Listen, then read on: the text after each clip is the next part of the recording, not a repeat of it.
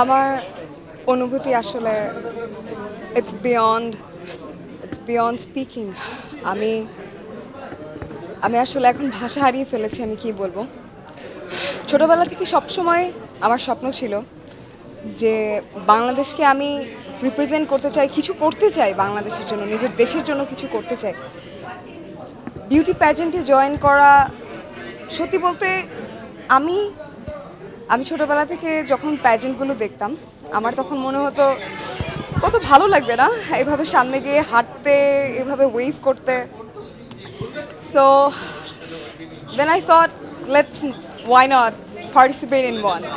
So I did, and here where I am today, representing Bangladesh internationally and globally.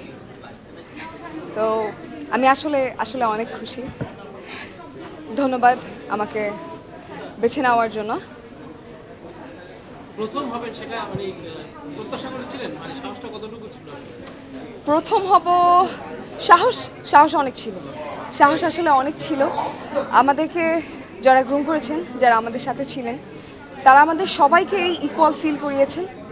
আমরা সবাই সমান ছিলাম, আমাদের কাউকেই বেশি প্রায়োরিটি কম প্রায়োরিটি দেওয়া হয়নি, সবাইকে সেম জিনিস সেমভাবেই শেখানো হয়েছে।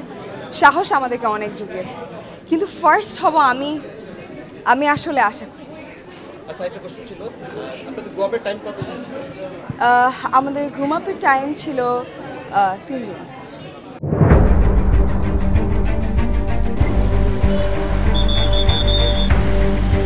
পুরো ঘরে আমার মালামাল সহ একবারে চাপা দিয়ে লইয়া পুড়ে গেছে। এটা মুখে বললে যাবে না যে রাস্তা কত যে ভাঙছে।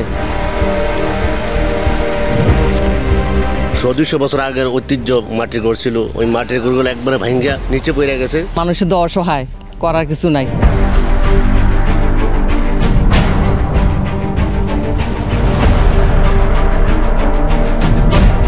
দীপ্ত সংবাদ, সবার আগে, জনস্বার্থ।